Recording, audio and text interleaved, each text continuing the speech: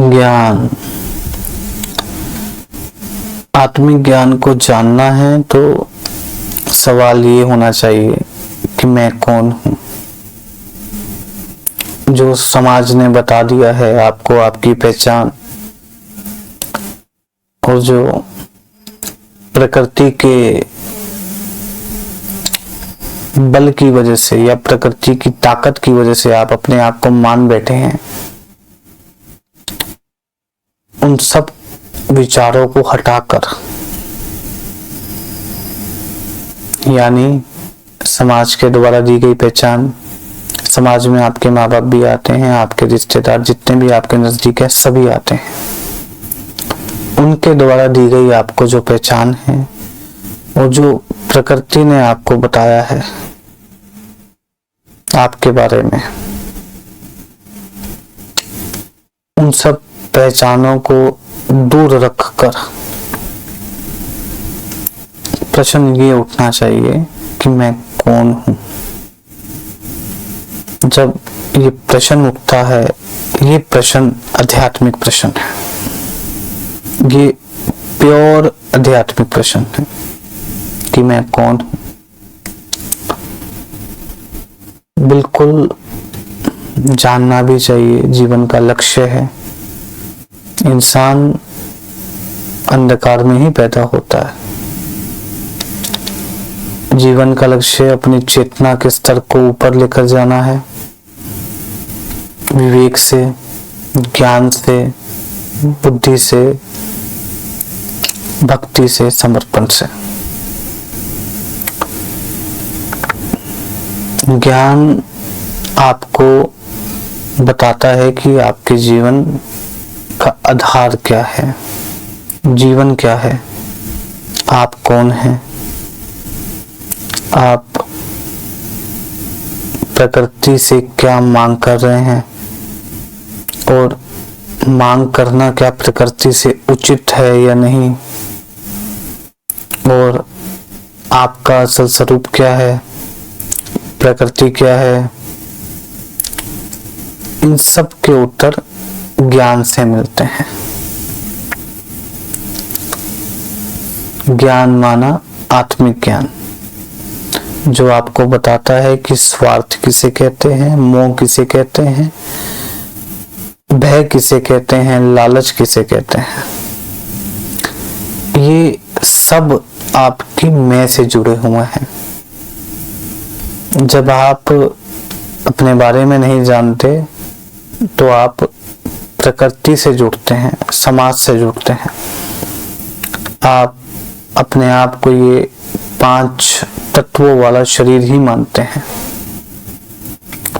और शरीर मानने का अर्थ है कि आप अपने आप को माइंड या तो मन मानते हैं या आपके लिए सूक्ष्म शरीर मानते हैं, या ये भौतिक शरीर मानते हैं। सूक्ष्म शरीर को आप मन कह लीजिए और भौतिक शरीर को आप ये बाहर वाला पूरी बॉडी कह लीजिए। जब आप इस संसार से मांग करते हैं, इस शरीर का इस्तेमाल कर करके, वो मांग आपकी स्वार्थ कहलाती है, मोह कहलाती है या लालच कहलाती है।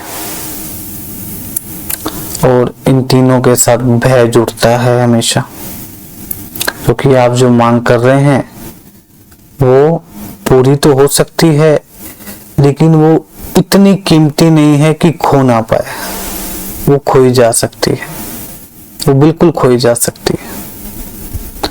और खोने की संभावना होने की वजह से डर का जन्म होता है, इसलिए भय आता है। और इन सब चीजों के अलावा भी एक चीज होती है, वो इतनी कीमती होती है कि वो आपसे कोई छीन नहीं सकता, जो वो है आपका असल स्वरूप, आपका शुद्ध स्वरूप, आपके मूल प्रश्न का उत्तर कि आप कौन हैं। आप शुद्ध चेतना है, जिसने इस प्रकृति को अस्तित्व दिया है।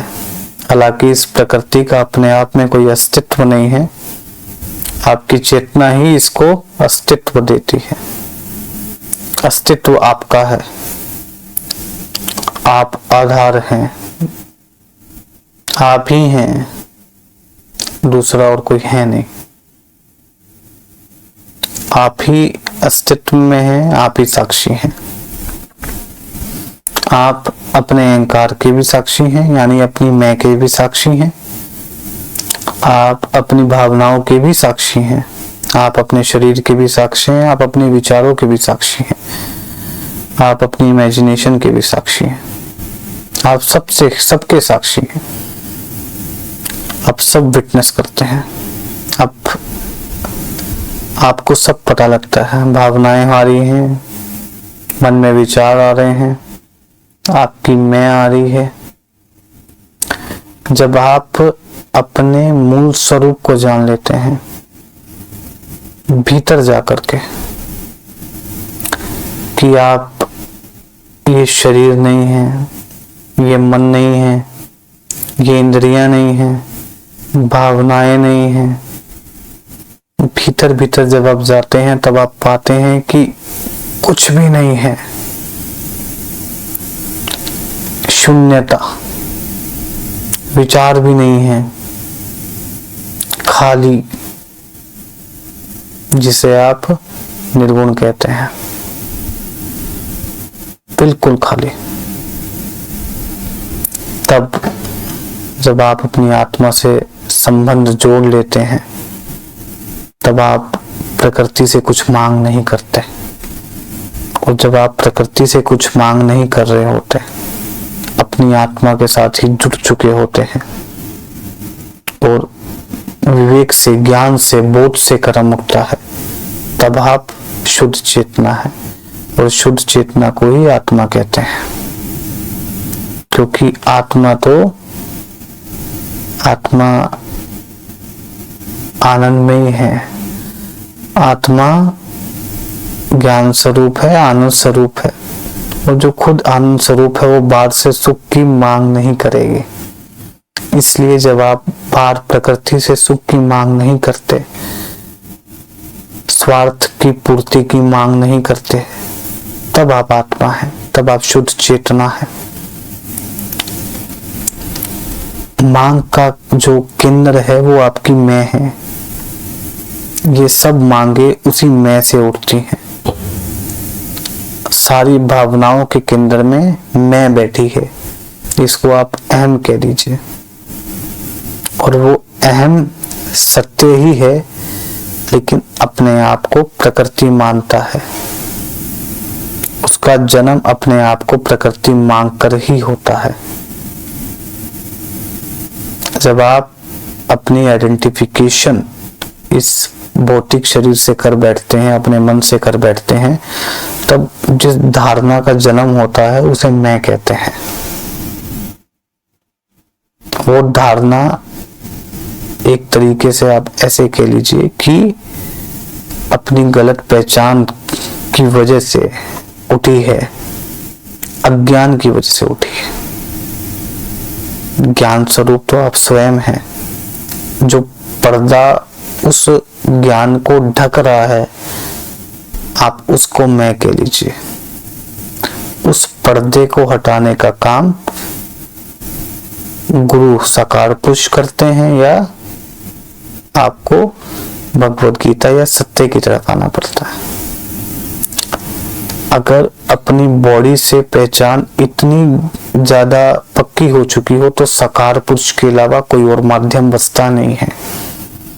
लेकिन अगर इस बॉडी से, इस मन से आप पहचान कम कर पा रहे हैं, यानी मोह का नाता कम है और बैलेंस है लाइफ, और जीवन में दुख है, कलेश है, जीवन की सच्चाई जानने की इच्छा है, मन में जिज्ञासा है, तब तो आपकी अपनी आत्मा से निकटता हो जाती है और आप इस मार्ग पर ईमानदार रहते हैं, पूरे ईमानदार रहते हैं अपनी आत्मा से, पूरे जो उठता है उसे स्वीकार करते हैं, ज्ञान को अपने स्वार्थ के अनुसार मोड़ते नहीं हैं, तब तो आप अपनी आत्मा के साथ निकटता कर कर भी, साहित्य पढ़कर भी सत्य के नजदीक आ सकते हैं और अपने असल स्वरूप को जान सकते हैं। नहीं, अगर ऐसा है तो सकार पुरुष की आवश्यकता पड़ेगी जीवन में। वो आपको अनुशासन करेगा, अनुशासन में चलाएगा, उसके मार्ग पर चलना पड़ेगा। मुक्ति तभी संभव है। मुक्ति उस धारणा से है जो मन में बिठा ली है। इतने साल से जो धारणा बिठाई है वो निकलने में वक्त तो जरूर लेती है। जो बचपन से जवानी तक वो धारणा मन में बैठी हुई है कि मैं प्रकृति हूँ, ये मन हूँ, ये शरीर हूँ, और इसी की इच्छाओं पूर्ति करने में जीवन इतने सालों से बीता है, तो इतनी आसानी से तो जाएगी नहीं। ज्ञान से जाएगी, बोध से जाएगी, भक्ति से जाएगी, वक्त लगेगा। अनुशासन से जाएगी, विधियों से जाएगी। ज्ञान पे जब चलोगे, सही कर्म पर जब चलोगे, सही विचार आएंगे, बोध से जब कर्म उठेगा, तब धीरे धीरे पाओगे कि उस केंद्र से अब कर्म उठने बंद हो गए हैं। अब फुलफिलमेंट है अंदर, और कर्म जो भी करे जा रहे हैं उस फुलफिलमेंट से करे जा रहे हैं। स्वार्थ के अधीन कर्म बहुत कम हो गए हैं। जो जितनी प्रकृति की मांग है, नेसेसिटी है, जो इस शरीर को जरूरत है, उतना ही जिया जा रहा है। उसके अलावा प्रकृति से और कोई मांग बची नहीं है। ये धीरे धीरे होता है, तब आप जान पाते हैं, तब आप अपने स्वरूप से एकाकार हो पाते हैं, तब आप अपनी आत्मा में, अपने सच्चे स्वरूप में स्थित हो पाते हैं।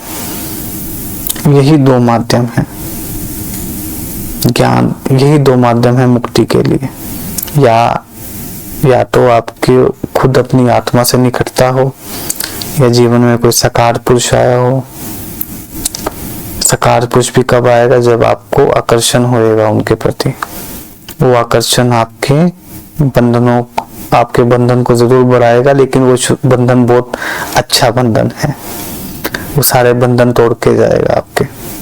सच्चा गुरु होएगा तो अपने शरीर में नहीं अटकाएगा, आपको पार कर देगा, मुक्ति जरूर दिलवाएगा अगर आप ईमानदार रहते हैं तो। इस मार्ग पर ईमानदारी बहुत ज्यादा जरूरी है। अनुभव बार वाला इस मार्ग पर काम नहीं आता, इस मार्ग पर ईमानदारी काम आती है। ऑनेस्ट, जो जान लिया तो सर झुका दिया, और जब सर झुका दिया तो अब परिस्थितियों की फिक्र नहीं करनी, जैसी मर्जी परिस्थिति आ जाए, लेकिन अब सत्य से विमुख नहीं हो सकते। ईमानदार हैं पूरे के पूरे।